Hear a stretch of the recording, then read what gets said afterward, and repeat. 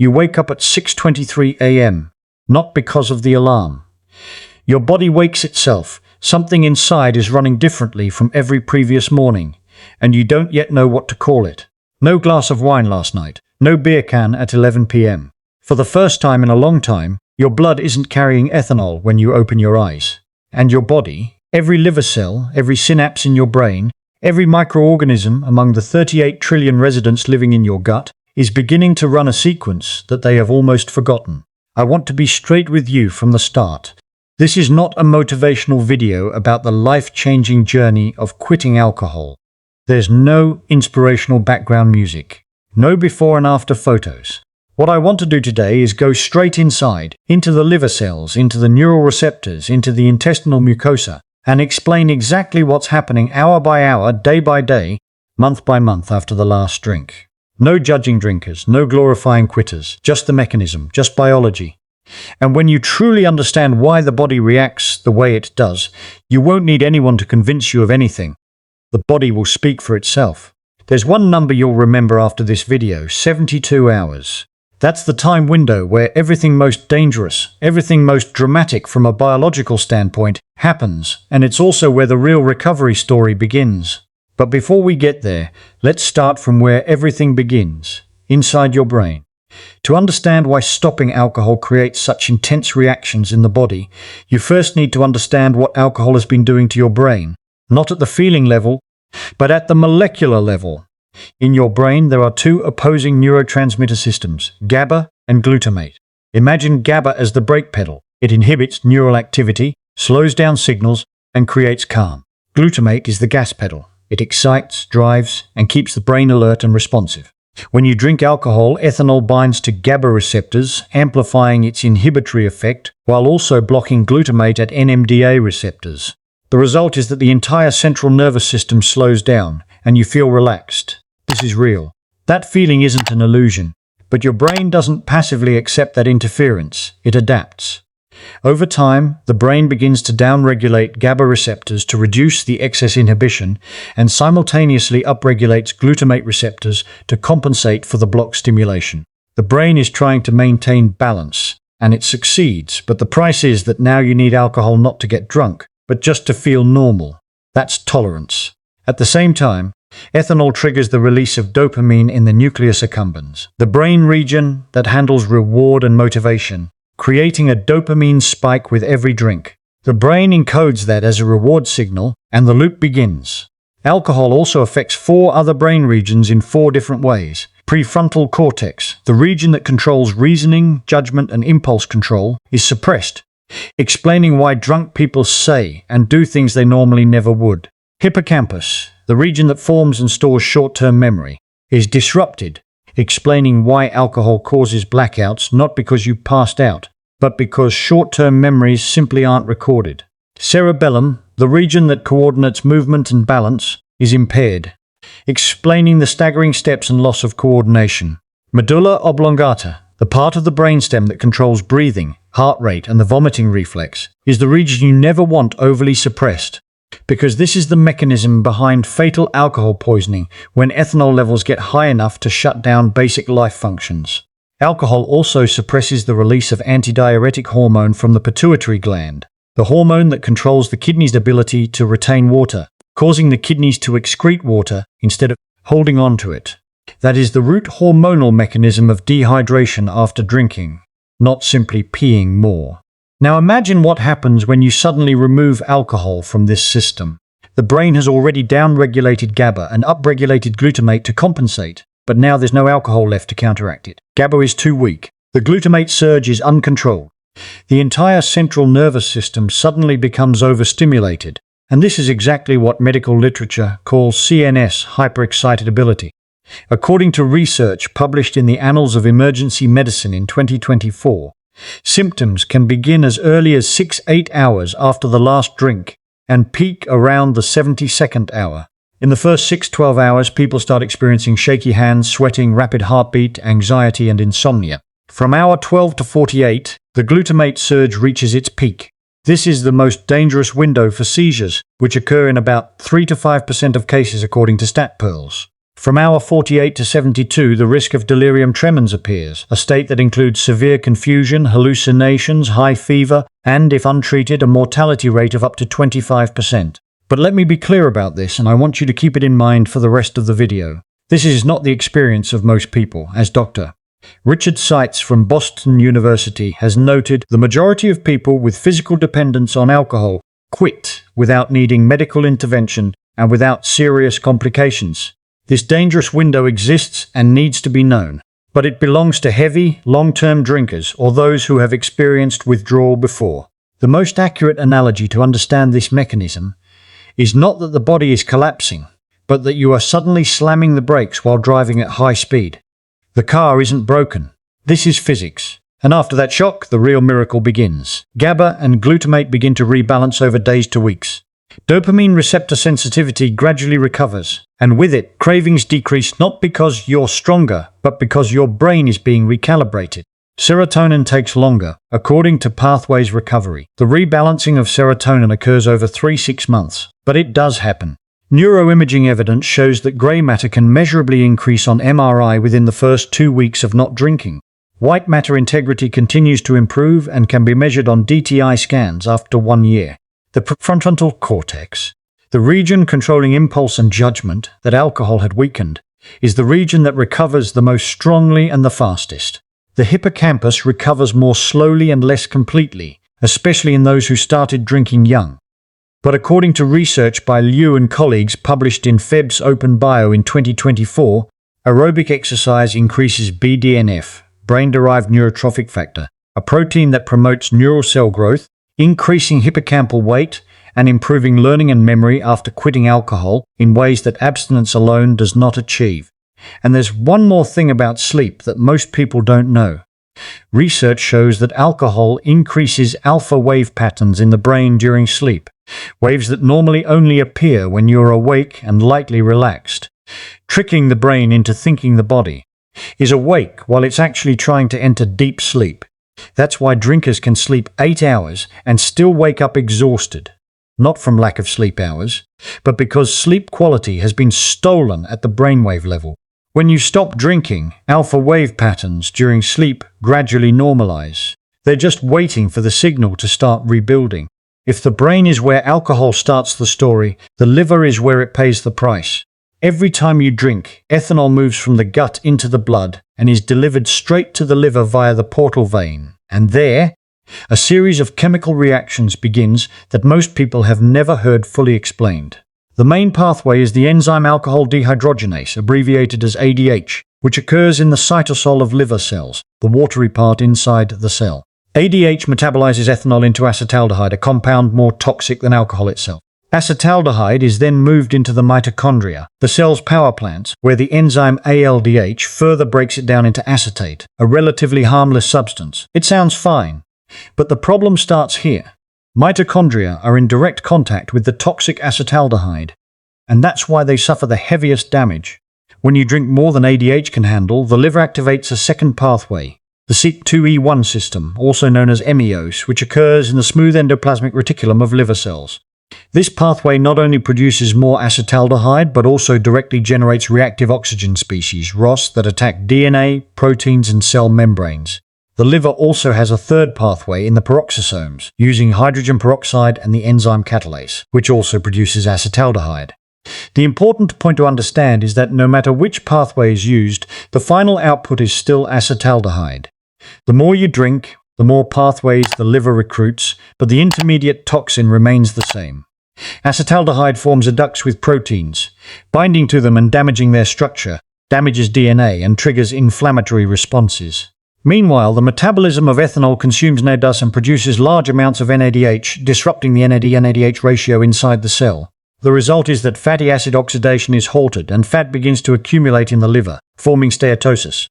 According to research published in Frontiers in Toxicology in 2025, alcohol also activates the NLRP3 inflammasome in Kupffer cells, the liver's macrophages, activating caspase-1 and releasing IL-1 beta, creating an ever-amplifying inflammatory spiral.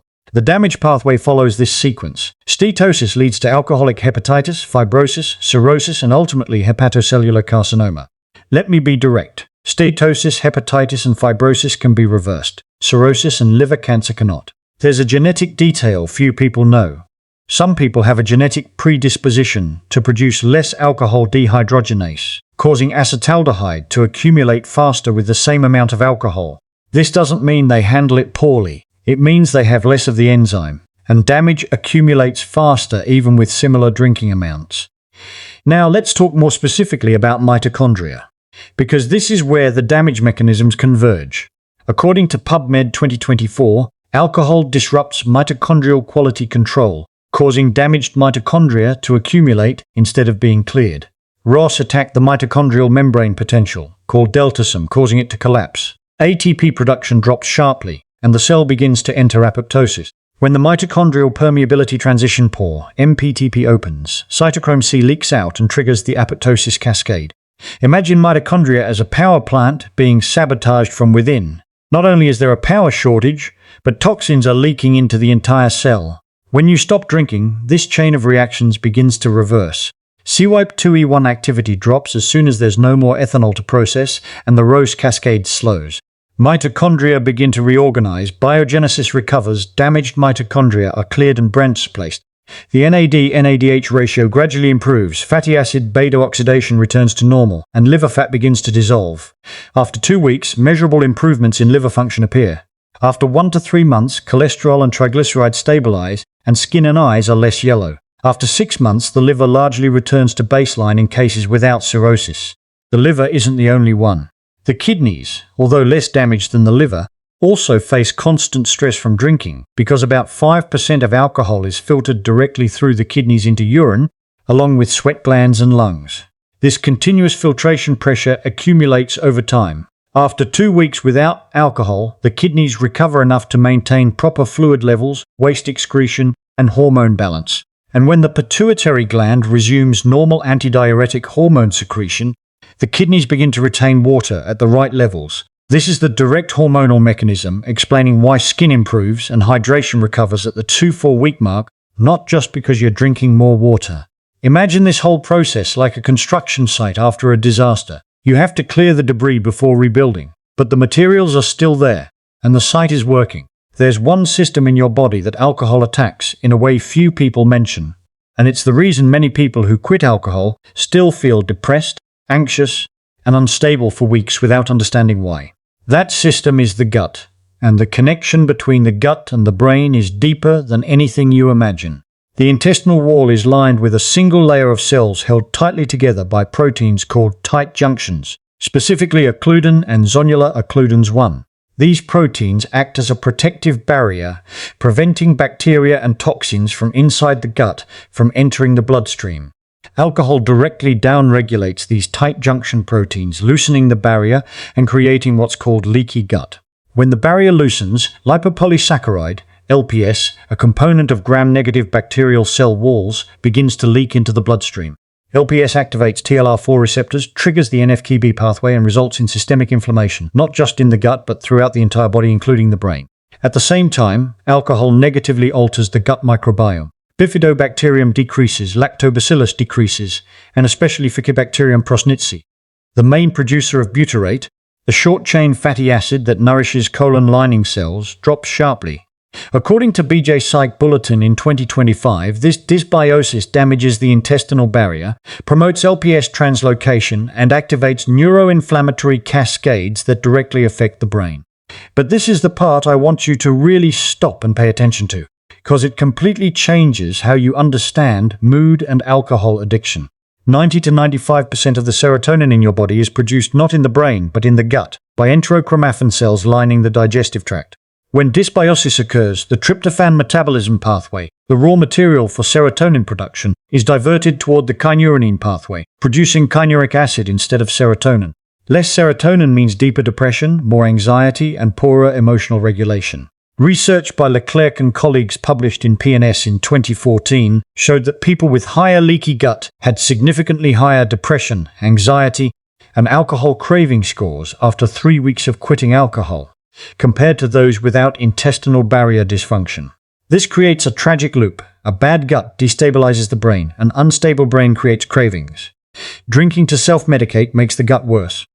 This is why many people who quit alcohol still feel depressed and anxious for weeks. Not because of psychological weakness or lack of willpower, but because the gut biology hasn't recovered enough to produce normal levels of serotonin. Imagine the gut and brain as two ends of a telephone line, and alcohol has cut that line.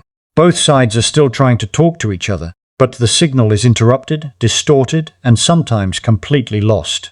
The good news is that the line can be repaired, and it starts sooner than you think. Clinical studies show that tight junctions begin to heal just 7 days after stopping alcohol. IFABP, a biomarker measuring intestinal permeability, drops significantly in the first week. Ruminococci and bifidobacterium begin to increase again in the first week of sobriety. But to be honest, dysbiosis can last longer than 1 month in some people. Even Leclerc et al. in PNS 2014 noted that even people who had been sober for over a month still showed measurable dysbiosis, which explains why mood improvement sometimes comes slower than expected. One notable point: people who drink more than 10 drinks per day experience the heaviest microbiome disruption, but they also show the strongest recovery when they stop, according to data from clinical studies. When Faecalibacterium processi and other butyrate-producing bacteria recover, colonocytes, the cells lining the colon, are nourished again, the intestinal barrier is reinforced, LPS in the blood decreases, and systemic inflammation drops. And when the gut stabilizes, serotonin production gradually increases, mood begins to stabilize. Not because you feel better psychologically, but because the telephone line between gut and brain is being reconnected, segment by segment. Now I want to pause on something I think is the most important part of this video, not the molecular mechanisms, not the recovery timeline, but the reason why stopping is so difficult. Not because drinkers lack willpower, but because there are biological feedback loops running in parallel inside the body, each reinforcing the others, and most people don't even know they exist. The first loop involves sleep. Alcohol amplifies GABA, slows the nervous system, and you actually fall asleep faster. That's real, not an illusion. But alcohol simultaneously suppresses REM sleep, the deep restorative sleep stage, and increases alpha wave patterns in the brain, waves that normally only appear when you're awake and lightly relaxed. The result is, the brain is tricked into thinking the body is awake while it's actually trying to enter deep sleep. You can lie down for a full 8 hours and still wake up exhausted, not from lack of sleep hours, but because sleep quality has been stolen at the brainwave level. And because you're tired, you drink again the next night to be able to sleep, a self-sustaining loop. The second loop involves anxiety. The GABA spike from alcohol creates a real feeling of calm. Anxiety decreases, stress melts away. But when ethanol is fully metabolized, GABA drops below baseline levels and glutamate rebounds even stronger. Rebound anxiety that's worse than the original anxiety level. You drink to calm down. Tolerance gradually increases, and you need to drink more to achieve the same effect, while your baseline anxiety level keeps rising higher than before you started drinking. The third loop involves stress and social factors. The dopamine spike from alcohol causes the brain to encode a very specific association. Alcohol equals reward when stressed. Every time stress appears, the craving system activates reflexively, and the prefrontal cortex, the brain region that controls impulse and has been progressively weakened by alcohol over time, no longer has enough strength to override that signal. The fourth loop is mentioned the least, but is truly important. Alcohol suppresses antidiuretic hormone, the kidneys don't retain water, and the body falls into a state of chronic dehydration. Fatigue, heavy head, low energy. At the same time, the sugar in alcohol isn't metabolized efficiently in the body and is mostly stored as fat instead of providing sustainable energy, leading to an energy crash after every drink. And to escape that feeling, you drink more to wake up or to feel energetic again. These four loops don't run separately, they run simultaneously, each pulling the others along, creating a self-reinforcing system with no clear weak point to attack with willpower alone. You're not fighting a habit. You're fighting neurochemistry. Now let's go through each specific time milestone. Not to scare you, but so you know exactly what's happening inside your body at each stage. Because when you understand the mechanism, you won't be caught off guard by any symptom. In the first 72 hours, this is the most dramatic biological stage. From hour 6 to 12, GABA withdrawal begins to manifest: shaky hands, sweating, rapid heartbeat, anxiety, insomnia. This is CNS hyperexcitability kicking in when the brakes are suddenly released. From hour 12 to 48, the glutamate surge reaches its peak. This is the most dangerous window for seizures, occurring in more than 5% of alcohol withdrawal cases according to StatPearls and Wikipedia. From hour 48 to 72, the risk of delirium tremens appears. Severe confusion, hallucinations, high fever, and if untreated, mortality can reach up to 25%. But I want to repeat what I said earlier. Most people who quit alcohol do not experience this. This dangerous window belongs to heavy, long-term drinkers or those who have quit and relapsed before, and it exists to be known, not to cause fear. From day 3 to 7, the body begins to breathe. Acute withdrawal passes its peak for most people. Intestinal tight junctions begin to heal. IFABP, the biomarker measuring intestinal permeability, drops significantly. REM sleep begins to recover, but many people experience REM rebound. Vivid dreams, sometimes nightmares. This is the brain compensating for the REM that alcohol stole over many months, not a pathological symptom. Brain fog starts to fade, not disappear but fade. CYP2E1 activity in the liver decreases, the ROS cascade slows down. This is also the time when cravings can be the strongest. The dopamine system hasn't recovered yet, but the acute discomfort has decreased enough for the brain to start seeking the familiar escape. And this is exactly the most common relapse time point. Blood pressure begins to drop from day 3 to 5, much earlier than people usually think. And this is why doctors often recommend reducing alcohol, even for patients with high blood pressure. Appetite also begins to decrease in the first week. The body no longer has to process the constant empty calories from alcohol, and this is one of the first metabolic signals people notice. From week 2 to 4, visible changes begin. Dehydration reverses, skin improves, eyes look brighter, less puffiness, but not just because you're drinking more water. Around day 7, the pituitary gland resumes normal antidiuretic hormone secretion, and the kidneys begin to retain water at the right levels. This is the specific hormonal mechanism explaining the improvement.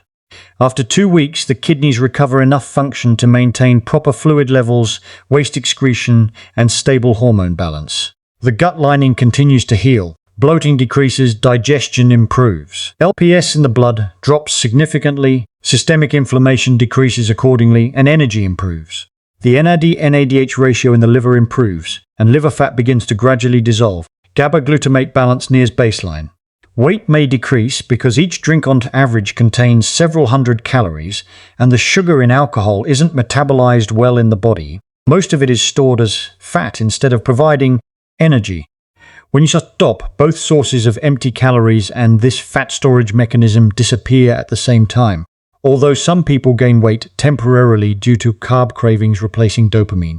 From month 1 to 3, the brain and gut begin to synchronize. Serotonin stabilizes gradually, mood becomes more balanced, anxiety decreases significantly. Dopamine receptor sensitivity increases, natural motivation reappears. Not dopamine from alcohol, but dopamine from normal things in life. Blood pressure returns to baseline. Cholesterol and triglycerides improve as the liver functions more efficiently. The microbiome is reorganizing, though according to PNAS 2014, dysbiosis may still be present in some people during this period. And this is when many people first realize the fog has lifted. Concentration returns, memory becomes clearer, and there's a feeling of being in control of their own thoughts. From month 3 to 12 and beyond is where real recovery goes deeper. After about 2 months, cardiovascular recovery is noticeable. Alcohol causes direct heart damage, increasing the risk of heart attack and stroke, and most of that damage is repaired during this period. Combined with aerobic exercise, the heart can become healthier than the pre-drinking baseline. After month 4, the risk of alcohol-related cancers decreases significantly according to data from Addiction Center.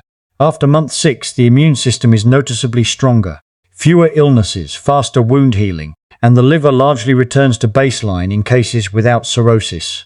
After 1 year, neuroimaging data shows measurable improvement in white matter integrity on DTI scans, and gray matter volume increases again in the prefrontal cortex and cerebellum. The hippocampus recovers more slowly and less completely. But according to Maynard and Leisure, published in PLOS One in 2013, aerobic exercise increases BDNF and accelerates hippocampal neurogenesis in ways that abstinence alone does not achieve. As data from aggregated neuroimaging studies show, the prefrontal cortex recovers the most strongly in most cases, while the hippocampus is slower and less complete, especially in those who started drinking young. And overall, the risk of heart disease, stroke, and some types of cancer drops close to the level of non-drinkers. Not to zero, but close. There are some very common mistakes people make when quitting alcohol.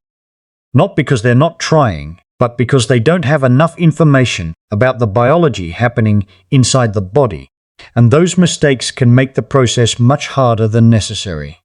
The first mistake is stopping cold turkey without preparation, especially for heavy long-term drinkers. This is not a willpower issue, it's a purely physiological issue. Seizure risk in the 12-48-hour window is real, delirium tremens is real, and both can be fatal if not handled properly. This is exactly why medicine recommends risk assessment before sudden cessation for anyone with a history of heavy drinking. Not to discourage you from stopping, but so you can stop safely. The second mistake is expecting to feel good immediately.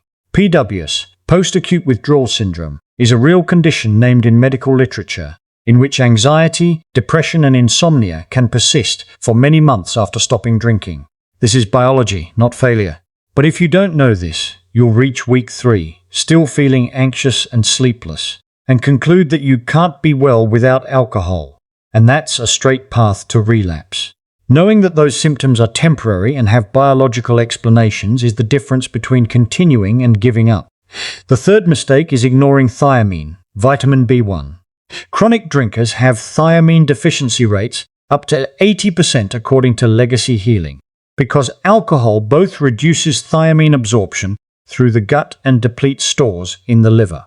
Thiamine is an essential cofactor for pyruvate dehydrogenase, the brain enzyme used to metabolize glucose into energy. Thiamine deficiency while still consuming normal glucose can lead to Wernicke's encephalopathy, a serious neurological condition with confusion, loss of balance, and eye movement disorders. The rule is thiamine first, glucose after, not the other way around. The fourth mistake is replacing alcohol with sugar and processed foods.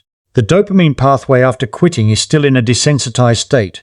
Receptors are less sensitive, baseline dopamine is lower than normal, and the brain starts seeking quick rewards from any available source. Sugar satisfies that temporarily, but it creates blood sugar spikes and crashes, destabilizing energy and mood, and paradoxically makes alcohol cravings stronger because the same dopamine pathway is being stimulated in a similar way. The fifth mistake, and this is the one with the highest biological cost, is not exercising. Aerobic exercise is the intervention with the strongest scientific evidence for accelerating neuroplasticity during alcohol recovery, increasing BDNF, stimulating hippocampal neurogenesis, and rebalancing dopamine signaling in ways no other supplement or intervention matches. According to Riverside Recovery and data from Feb's Open Bio 2024, even a single session of aerobic exercise has a measurable impact on craving intensity, and you don't need high intensity to achieve this. A brisk 30-minute walk every day, 4 to 5 days a week, is enough to start. Knowing what happens inside the body is one thing. Knowing what to do with that information is another. Here's what science actually recommends. The first step before doing anything else is to assess which risk group you belong to.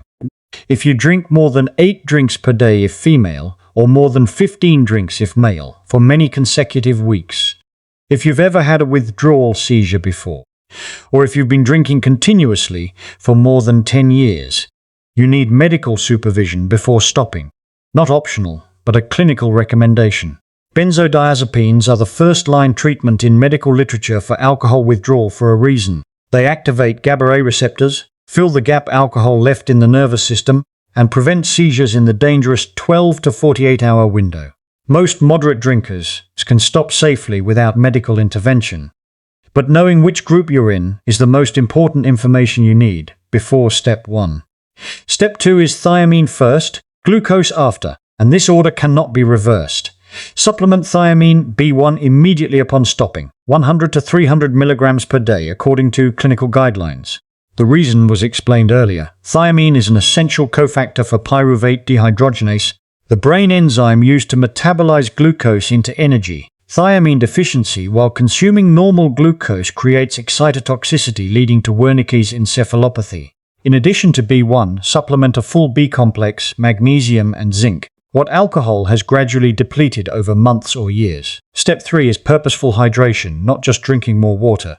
Alcohol is a chronic diuretic. Your body has been dehydrated for a long time, and 2 to 3 liters of water per day in the first week is a specific target. Electrolytes, especially magnesium and potassium, need to be supplemented because they are lost the most due to alcohol's prolonged diuretic effect. Avoid too much caffeine in the first week. The CNS is in a state of hyperexcitability, and caffeine adds stimulation to an already overstimulated system. And the important thing to understand, hydration recovery doesn't just come from drinking more water. It comes from the hormonal mechanism being restored. Specifically, the pituitary gland resuming normal antidiuretic hormone secretion, and the kidneys beginning to retain water at the right levels. Electrolytes plus ADH recovery is the water retention system working in sync again. 2 things that need to happen together. Step 4 is nourishing the gut to stabilize the brain. And after what was explained about the gut-brain axis, you understand why this is not ordinary nutritional advice. Prebiotic fiber, oats, slightly green bananas, garlic, onions, directly nourishes the recovering bifidobacterium and Faecalibacterium prosnitzi. Fermented foods, plain yogurt, kefir directly provide lactobacillus. A 2021 clinical study from Stanford by Wostick and colleagues published in Cell showed that the group eating fermented foods significantly increased microbiome diversity and reduced 19 inflammatory proteins in the blood in just 10 weeks. Omega-3 supports neuroplasticity and reduces neuroinflammation. Adequate protein provides amino acids, building blocks for neurotransmitter synthesis, because serotonin needs tryptophan and dopamine needs tyrosine. And if the raw materials aren't there, the brain can't produce them, even if the receptors have recovered. Step 5 is aerobic exercise, and the timing is more important than people usually think. Not after you feel better, but as soon as acute withdrawal passes, usually after day 3 to 5. The mechanism is increased BDNF stimulating hippocampal neurogenesis, accelerating cognitive recovery in ways that abstinence alone cannot. Maynard and Leisure in PLOS One 2013 showed that exercise completely restored baseline volume and granule neuron numbers in the hippocampus after binge exposure, complete recovery, not partial improvement. Aerobic exercise also reduces acute craving intensity from a single session. Specifically, 30 minutes of brisk walking or swimming, 4 to 5 days a week, and combining quitting alcohol with regular exercise, the heart can become healthier than the pre-drinking baseline, not just recover to the starting point. The final step is managing sleep rebound. In the first week, many people experience vivid dreams, sometimes nightmares. This is REM rebound, the brain compensating for the REM debt accumulated over many months of alcohol stealing it, not a pathological symptom to worry about. Avoid screens at least 1 hour before bed because cortisol and melatonin are in the process of rebalancing and are very sensitive to blue light. A cool room temperature supports the core body temperature drop, the physiological mechanism necessary to enter deep sleep, something your body is relearning after a long time of alcohol. Interference. Every study, every figure in this video points to one thing. Ethanol is a toxin to the body. There is no way to avoid that truth. Alcohol suppresses GABA and glutamate until the brain no longer knows what balance is without it. Alcohol mobilizes 3 metabolic pathways in the liver and leaves acetaldehyde attacking mitochondria from within. Alcohol loosens tight junctions in the gut, allowing LPS to leak into the blood and disrupting the serotonin line between gut and brain. But that doesn't mean the body cannot handle those damages. It just has limits. And when you stop pushing it to those limits, it does what millions of years of evolution have designed it to do: recover. Not because you're strong enough, not because you're determined enough, but because that is biology. Measurable microbiome changes in 3 to 4 days. Tight junctions begin to heal after 7 days. Grey matter increases again on MRI within 2 weeks. The liver begins reorganizing mitochondria as soon as CYP2E1 has no more ethanol to process. These numbers are not here to impress. They are here to tell you that this system is not passive, not waiting for you to meet some standard before it starts repairing. It starts immediately. Your body has 38 trillion gut microorganisms, 200 to 500 million neurons in the gut, and a liver that can regenerate itself, something almost no other organ in the body can do. This is not a passive system being destroyed. This is a system waiting to be supported, and it responds faster than you think. If this video gave you something you've never heard expressed this way, please subscribe to the channel so you don't miss the next videos. I will continue to dive deep into the biology of things that most people only know on the surface. Thank you for watching until the end, and see you in the next video.